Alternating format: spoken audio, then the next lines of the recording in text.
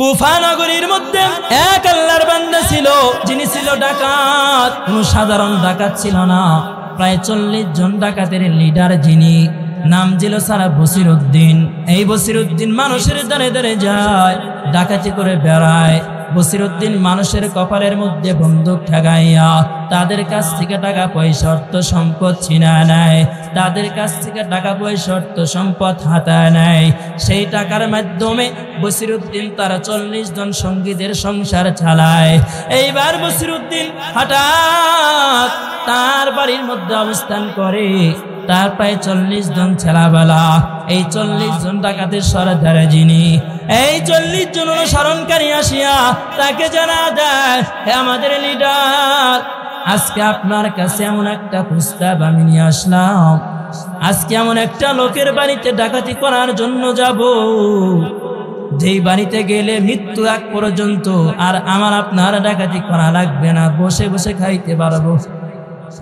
বসিরউদ্দিনের স্ত্রী ঘর থেকে জানায়া দেয়, হে আমার প্রাণের স্বামী বসিরউদ্দিন, আপনার কোনো ডাকাতি করা লাগবে না, আমি কোনো হারাম টাকা চাই না। আপনি 1 টাকা হলেও আপনি হালাল পথে ইনকাম করে নিয়ে আসেন, তাই আমার হয়ে যাবে। আপনি হারামের মাধ্যমে লক্ষাধিক টাকা পর্যন্ত আনলেন, ওই টাকা দিয়ে আমার দুনিয়ার মধ্যে কোনো কিছু হবে না। বসিরউদ্দিন বইয়ের কথা একটু পরিমাণ কর্ণপাত করলেন না। বসিরউদ্দিন প্রায় এই 40 জন ডাকাত সর্দার নিয়ে যখন সামনের দিকে রওনা করলেন, বসিরউদ্দিন সামনে যাইতে যাইতে বিশাল বড় এক জঙ্গলের মধ্যে বসিরউদ্দিন চলে গেলেন। বসিরউদ্দিন সামনে, পিছনে প্রায় 40 জন ডাকাত। এই ডাকাত তো আগে আগে থাকে, সর্দার তো আগে আগে থাকে। বসিরউদ্দিন যখন সামনের দিকে রওনা করে, যাইতে যাইতে পথ অতিক্রম করতে করতে বিশাল এক জঙ্গলের মধ্যে চলে গেল। বসিরউদ্দিন কেমন যেন তার কানের মধ্যে কান্নার আওয়াজ ভেসে আসে। বসিরউদ্দিন জানায় দেয়, হে আমার 40 জন সহকর্মী, তোমরা এই খানের মধ্যে অবস্থান করো। আমি বসিরউদ্দিনের জানা লাগবে এই গভীর জঙ্গল থেকে কেন এই পরিমাণ কান্নার আওয়াজ চলে আসে, কে এই গভীর রাত্রিবেলা গভীর জঙ্গলের মধ্যে কান্না করে, এইটা আমার দেখা লাগবে। বসিরউদ্দিন ওই সময় তাদেরকে ওই খানের মধ্যে রাখিয়া বসিরউদ্দিন কান্নার আওয়াজ তালাশ করতে করতে এমন একটা জায়গার মধ্যে চলে যায়, যেই জায়গার মধ্যে বসিরউদ্দিন তাকাইয়া দেখে আল্লাহর ঘর মসজিদ। মারহাবা। মসজিদের দিকে তাকায় দেখে এক বালক মসজিদের এক কিনারার মধ্যে বসে রয়েছে। বালকের দেহের মধ্যে কেমন যেন মাদ্রাসার পোশাক, নিষ্পোশাক পরিধান করানো। এই যে পাশে মাদ্রাসা, দেখবেন মাদ্রাসা তলাবাদের দেখলেই কিন্তু বোঝা যায় এরা মাদ্রাসার ছেলে সন্তান। এদের চেহারার মধ্যে আলাদা কিন্তু একটি নূর খুঁজে পাওয়া যায়, ঠিক কিনা? এদের দেখলেই দেখবেন, বুঝতে পারবেন এরা মাদ্রাসার সন্তান। এরা মানুষ দেখলেই কিন্তু সালাম বিনিময় করে, মুরব্বী দেখলেই কিন্তু এরা সালাম বিনিময় করে, ঠিক কিনা? বসিরউদ্দিন তাকাইয়া দেখে মধ্যে আর কেউ হয়তো দুনিয়ার মধ্যে আর নাই। আল্লাহ, আজকে আমি হাফেজে কোরআন হব, কিন্তু আমি হারিকেন জ্বালাবো এই পরিমাণ তেল কেনার সামর্থ্য আমার কাছে নাই। আজকে যদি আমার মা থাকতো, আজকে যদি আমার বাবা থাকতো, আজকে আমার অভাবের মধ্যে পড়া লাগতো না। বসিরউদ্দিন যখন এই হাফেজে কোরআনের এই বাণীটা শুনতে পায়, বসিরউদ্দিন মসজিদের মধ্যে প্রবেশ করিয়া হাফেজে কোরআনের সামনে যখন বসিয়া হাফেজে কোরআনকে জানায় দেয়, হে হাফেজে কোরআন, তুমি কেন এই পরিমাণ কান্না করো? তুমি আমাকে একটু পরিমাণে জানাও না। হাফেজে কোরআন অজরে কান্না করে আর তাকে সুন্দর করে করে জানিয়ে দেয়, হে বসিরউদ্দিন, শুনে নাও, আমি হাফেজে কোরআন আজকে এই পরিমাণ কেন কান্না করি? আজকে দুনিয়ার মধ্যে আমার মা নাই, আজকে দুনিয়ার মধ্যে আমার বাবা নাই। আজকে যদি আমার মা থাকতো, আজকে যদি আমার বাবা থাকতো, তাহলে আমাকে তেল কিনে দিত, আমি ভালো করে সবক মুখস্থ করতে পারতাম। আমার সাথী ভাইয়েরা তারা কত সুন্দর করিয়া করিয়া টাকা দিয়া তেল ক্রয় করিয়া করিয়া তারা সবক মুখস্থ করতে পারে, কিন্তু আমি সন্তানের কপাল এতটাই খারাপ, আমি তেল ক্রয় করতে পারি না, আমি কোরআন মুখস্থ করতে পারি না। আমার মতো অসহায় বান্দা দুনিয়ার মধ্যে কেউ হতে পারে না। বসিরউদ্দিন কিন্তু ডাকাত, এত কঠোর দিলের মানুষ। বসিরউদ্দিন এই বালকের মুখে কথাগুলো শোনার পরে তার চোখ দিয়ে টপ টপ করে পানি পড়া শুরু করলো। বসিরউদ্দিনের তখন মনে পড়ে গেল, আমার মায়ের নবী দয়ার নবী তো এই পরিমাণ ইয়াতিম ছিলেন। আমার নবীতে ইয়াতিমদেরকে অনেক পরিমাণে মহব্বত করতেন, অনেক পরিমাণে ভালোবাসতেন। এইবার বসিরউদ্দিন যখন এই কথা শোনার পরে আল্লাহর নবীর কথাগুলো স্মরণ করার চেষ্টা করলো। আল্লাহর নবী তো ইয়াতিমদেরকে অনেক পরিমাণে ভালোবাসতেন, অনেক পরিমাণে মহব্বত করতেন। বসিরউদ্দিনের কথা মনে পড়িয়া আল্লাহর নবী কি পরিমাণে ভালোবাসতেন। একদিন আল্লাহর নবী মুহাম্মদ মসজিদে নববী থেকে বের হইয়া তার গৃহের দিকে রওনা করালেন। হঠাৎ যাইতে যাইতে রাস্তার মধ্যে এক মাসুম সন্তান অজরে কান্না করে। আল্লাহর নবী দেখিয়া জানায়, হে বালক, তুমি কেন কান্না করো? ওই বালক জানা দেয়, হে হুজুর, দুনিয়ার মধ্যে আমার মা নাই, দুনিয়ার মধ্যে আমার বাবা নাই, আমার মতো ইয়াতিম সন্তান দুনিয়ার মধ্যে আর কেউ হতে পারে না। আল্লাহর নবী ইয়াতিমের কষ্ট তো বোঝে, ভালো করেই বোঝে। আল্লাহর নবীর যখন 6 বছর বয়স, তার জনম দুঃখিনী মা ইন্তেকাল করে।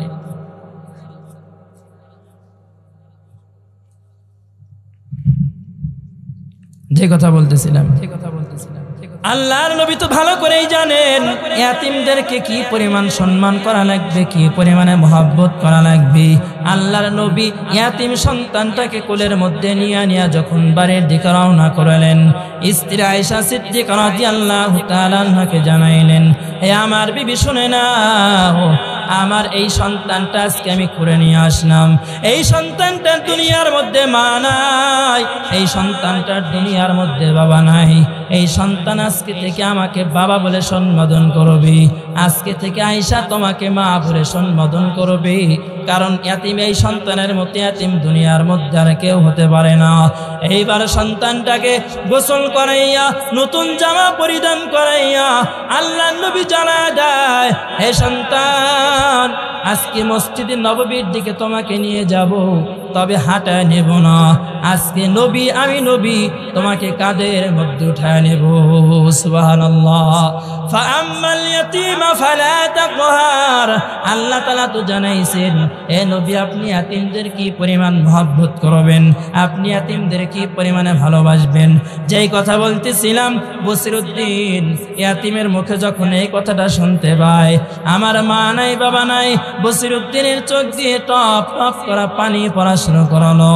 বসিরউদ্দিন ইয়াতিমের কাছে জানায় দেয়, হে সন্তান, তুমি আমাকে একটু পরিমাণে সময় দাও, আমি তোমার জন্য এক্ষুনি তেল ক্রয় করে আনবো। বসিরউদ্দিন ওইখান থেকে বের হইয়া বাজারের উদ্দেশ্যে রওনা। বসিরউদ্দিন যখন বাজারের দিকে যায়, বাজারের মধ্যে যাওয়ার পরে বাজারে যখন যাইয়া এক দোকানের দরবারে যাইয়া করা নাড়া শুরু করলো, হে দোকানি, আমার এটাকে সারা দাও। দোকানে যখন ঘর থেকে বের হইয়া দেখে সবচাইতে জামানার বড় ডাকাত তার দোকানের সামনে, ভয় পাবে কি পাবে না? ভয় পেয়ে গেল দোকানি, যে জামানার সবচাইতে বড় ডাকাত আমার দোকানের সামনে, না জানি আমাকে হত্যা করে ফেলবে, না জানি আমার সমস্ত দোকানের ধন সম্পদ এই ব্যক্তি নিয়ে যাবে। দোকানদার ভয়ে ভয়ে জানায় দেয়, আপনি কি চান আমি দিয়ে দেব, আমাকে জানে বাঁচায় দেন, প্রাণে বাঁচায় দেন। বসিরউদ্দিন জানায় দেয়, না না, আমি তোমাকে মারবো না, এই যে আমাকে 1 কুইন্টি তেল তুমি আমাকে দিয়া দাও, আমার কাছে 1 কুইন্টি তেল কেনার মতো টাকা রয়েছে, এই টাকাটা আমি তোমার হাতের মধ্যে দিয়া দিলাম, এই টাকার বিনিময় 1 কুইন্টি তেল তুমি আমার হাতের মধ্যে দিয়া দাও।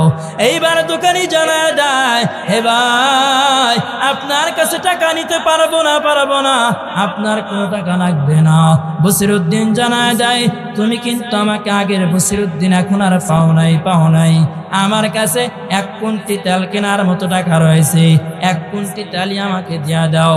বসিরউদ্দিন এইবার মাথার মধ্যে তেল নিয়া সেই মসজিদের দিকে রওনা।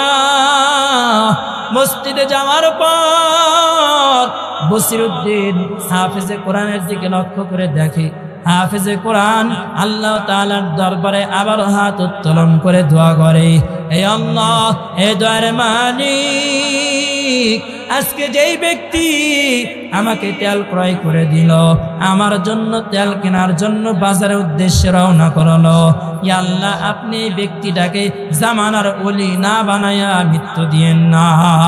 সুবহানাল্লাহ। বসিরউদ্দিন যখন এমন কথা শুনতে পায়, বসিরউদ্দিনের চোখ দিয়ে টপ টপ করে পানি পড়া শুরু করলো। হাফেজে কোরআনের কাছে চলে গেলেন, হাফেজে কোরআনকে জানায় দেয়, হে হাফেজে কোরআন, আমি তোমাকে 1 কুইন্টি তেল ক্রয় করে দিলাম, তুমি আমার জন্য দোয়া করবা, এই তেলের মাধ্যমে তুমি তোমার সবকগুলো মুখস্থ করবা, আরো যে তোমার সাথী ভাই রয়েছে তুমি তাদেরকেও তেল থেকে পড়ার মতো সুযোগ করে দিবা। হাফেজে কোরআনের কাছ থেকে যখন বসিরউদ্দিন বিদায় গ্রহণ করে নিলেন, হাফেজে কোরআনের কাছ থেকে বিদায় নেওয়ার পর ওই যে 40 জন তার সহকর্মী জঙ্গলের মধ্যে দাঁড়ানো, বসিরউদ্দিন সেই জঙ্গলের মধ্যে চলে গেলেন। তার 40 জন কর্মীর কাছে জানায় দেয়, আমি আর ডাকাতি করতে পারবো না, আমি বসিরউদ্দিন আর আগের বসিরউদ্দিন নাই। মারহাবা। আমি বসিরউদ্দিন তো আগের বসিরউদ্দিন নাই, তোমরা এখন ডাকাতি করতে পারবা, কিন্তু আমি বসিরউদ্দিন আর ডাকাত দলের মধ্যে থাকতে পারবো না, আমি আর লিডারি করতে পারবো না। আমি একটা হাফেজে কোরআন পেয়েছি, হাফেজে কোরআনের দোয়ার বদলেতে আল্লাহ মনে হয় আমাকে হেদায়েত দিয়েছে। বসিরউদ্দিন তাদের কাছ থেকে বিদায় গ্রহণ করালেন, তার বাড়ির দিকে চলে যায়।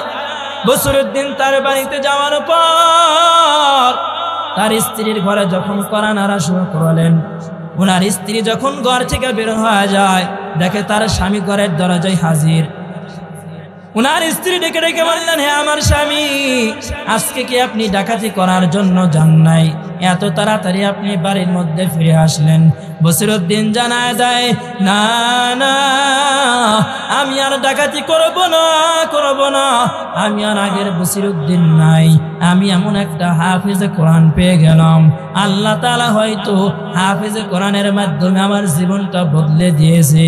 এইবার ওনার স্ত্রী জামানার ওই সময় বড় ইমাম হাসান বসরি রহমাতুল্লাহি আলাইহি দরবারে নিয়ে গেলেন। হাসান বসরি রহমাতুল্লাহি আলাইহিকে জানায় দেয়, এই হাসান বসরি, আপনি আমার এই স্বামীটাকে একটু পরিমাণে সহবত দিয়া দেন, আপনার বায়াত একটু পরিমাণে কবুল করে নেন, গ্রহণ করে নেন। এইবার বসিরউদ্দিন জানায় দেয়, এই লোকটাকে কোথায় যেন আমি দেখেছি, এই লোকটাকে যেন আমি কোথায় দেখলাম।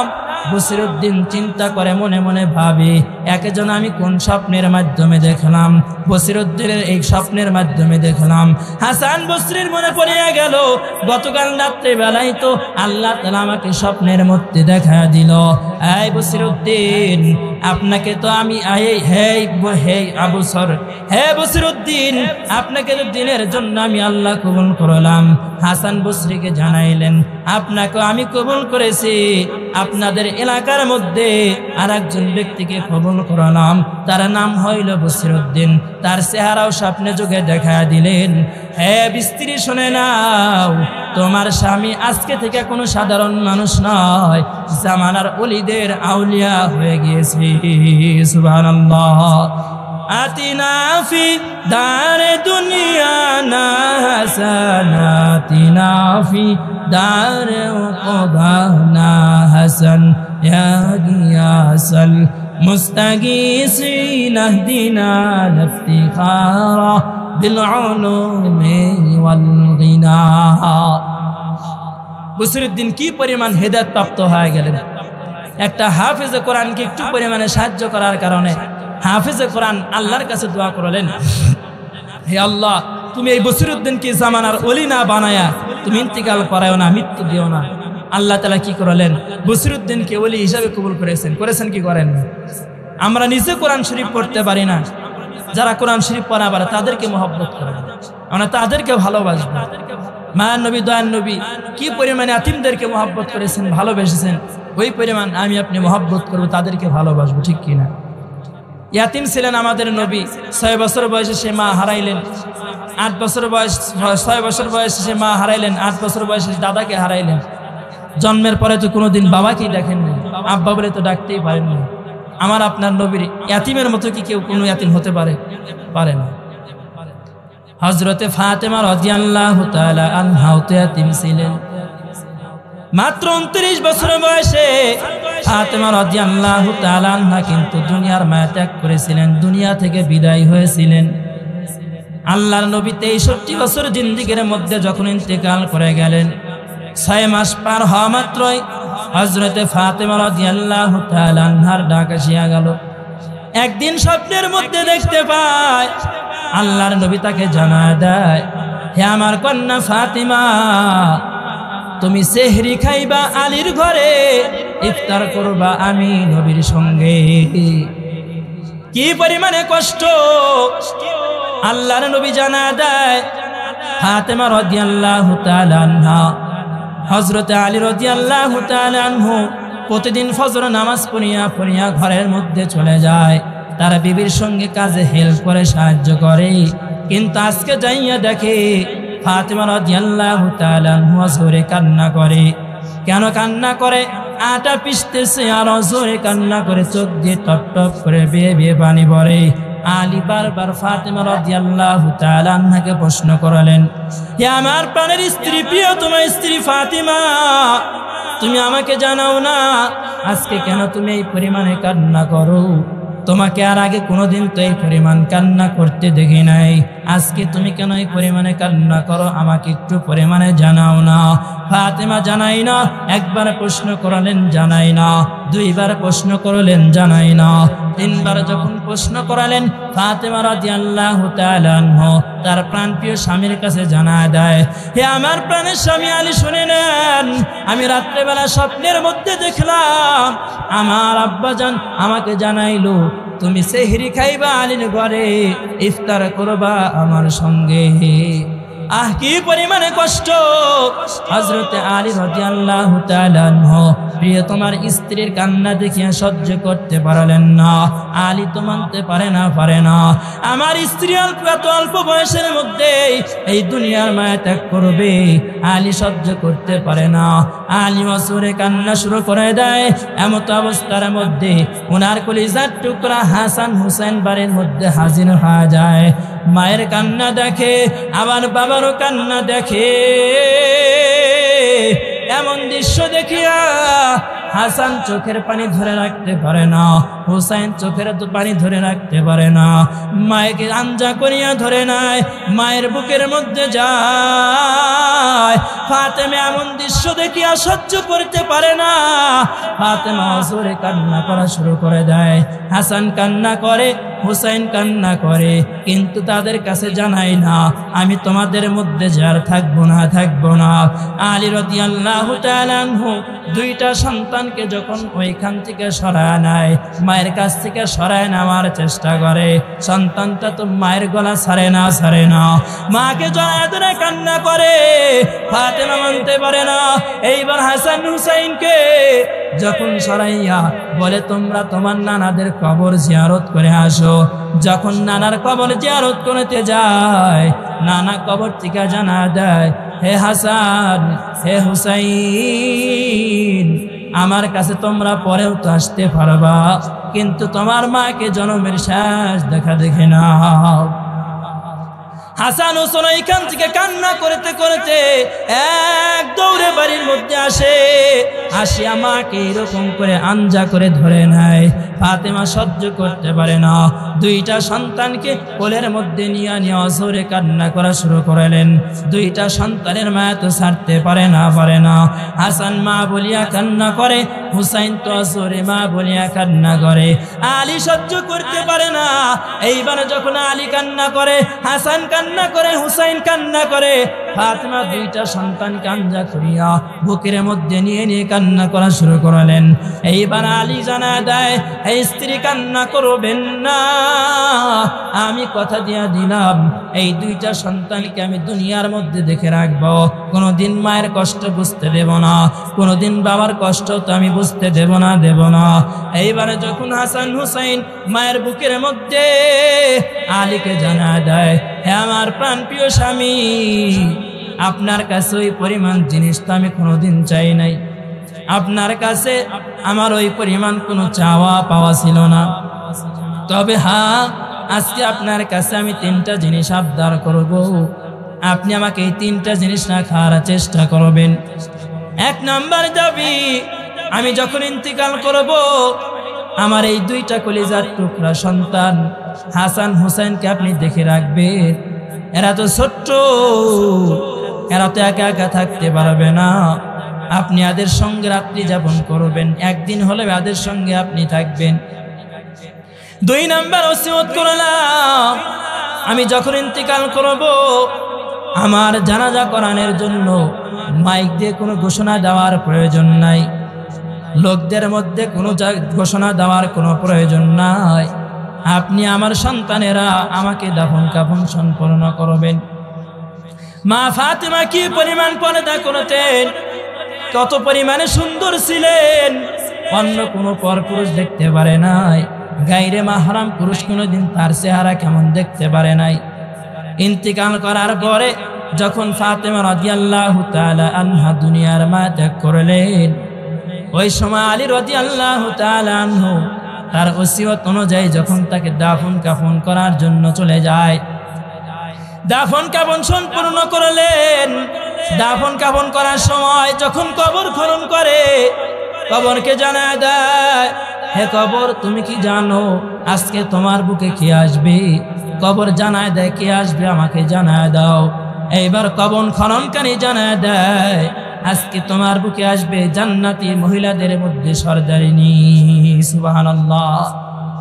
কবর জানায় দেয়, আমি সরদারিনী বুঝি না, কে আসবে আমি তাও জানি না, আমি শুধু জানি নেক আমল, যারা নেক আমল ভালো পাবো আমি কবর তার সঙ্গে ভালো আচরণ করব, আমি তার সঙ্গে ভালো ব্যবহার করব। একটা জিনিস চিন্তা করে দেখেন, একটা জিনিস লক্ষ্য করে আপনারা ভালো করে দেখেন, যিনি হবে জান্নাতের মধ্যে সরদারিনী, মহিলাদের মধ্যে হবে সরদারিনী যে হবে এত সম্মানিত ব্যক্তি, তারপরেও আখিরি নবীর উম্মত, আখিরি নবীর কন্যা, ছোট কন্যা ফাতেমা এত দামি হওয়া সত্ত্বেও কবর যদি তাকে এই কথা বলতে পারে, তাহলে আমাকে কি বলবে? আমার আপনার তো গুনার তো কোনো অভাব নাই, ডানে তাকাইলে গুনাহ, বামে তাকাইলেও তো গুনাহ, যেদিকে তাকাই শুধু গুনাহ আর গুনাহ, ঠিক কিনা? আমাদের বয়সের তুলনায় গুনার পরিমাণটা কিন্তু বেশি হয়ে গেল। এখন যদি ইন্তিকাল করে যায়, নিজের মনটাকে একটু পরিমাণে আপনি প্রশ্ন করেন, ইন্তিকাল করার পরে মাওলার সামনে দাঁড়াই আপনি কি জবাব দিবেন? আল্লাহ তাআলা যদি জানায় দেয়, হে আমার বান্দা, তোমার ৬০-৬৫ বছরের কোনো হিসাব দেওয়া লাগবে না, তুমি মাত্র একটা দিনের হিসাব দিয়ে আজকে তুমি জান্নাতের মধ্যে চলে যাও। আমার মনে হয় না আমরা একটা দিনের হিসাব দিতে পারবো। আমরা একটা দিন হিসাব দিতে পারবো? আল্লাহ তাআলা যদি বলে তোমার ৬০-৬৫ বছরের জিন্দেগির হিসাব কোনো দেওয়া লাগবে না, মাত্র তুমি একটা দিনের হিসাব আজকে দিয়ে দাও, একটা দিনের হিসাব দিয়ে তুমি আজকে জান্নাতের মধ্যে চলে যাও। যদি আল্লাহ তাআলা বলে আমার দেওয়া নাজ নিয়ামত তোমরা দুনিয়ার মধ্যে বক্ষণ করলা, আমার দেওয়া সূর্যের আলো, আমার দেওয়া তোমরা শস্য খাইলা, আমার দেওয়া গাছের ফল খাইলা, আজকে তোমরা হিসাব দিতে পারো?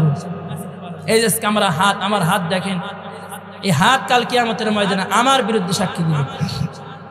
আল্লাহকে বলবে, আল্লাহ তুমি এমন একটা রুহের দিন আমাকে দিয়েছিলা যে ব্যক্তিকে আমাকে সর্বাবস্থায় গুনার কাজে ব্যবহার করেছে, খারাপ কাজে ব্যবহার করেছে। আমার পা বলবে, আল্লাহ তুমি এমন একটা মানুষের অধীনে আমাকে দিয়েছিলা, এমন একটা রুহের অধীনে আমাকে দিয়েছিলা যে কিনা সর্বাবস্থায় আমার দ্বারা খারাপ কাজে গিয়েছে, খারাপ কাজে ব্যবহার করেছে।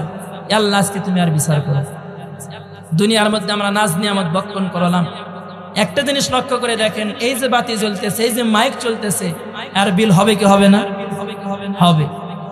আর আল্লাহ তাআলা যে দিনে সূর্যের আলো যে দেয়, আর কি কোনো বিল দেওয়া লাগে?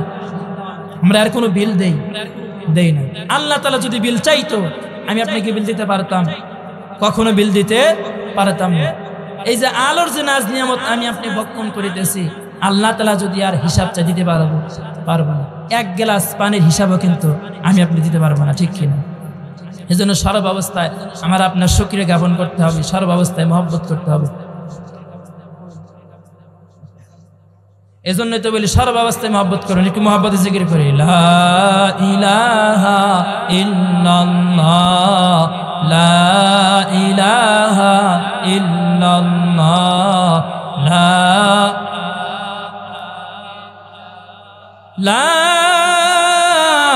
ইলাহা ইল্লাল্লাহ মুহাম্মাদুর রাসূলুল্লাহ। যেই কথা বলতেছিলাম, আম্মা জান ফাতিমা রাদিয়াল্লাহু তাআলা আনহা হযরতে আলী রাদিয়াল্লাহু তাআলা আনহুর কাছে ওই পরিমাণ কোনো জিনিস চাইতেন না।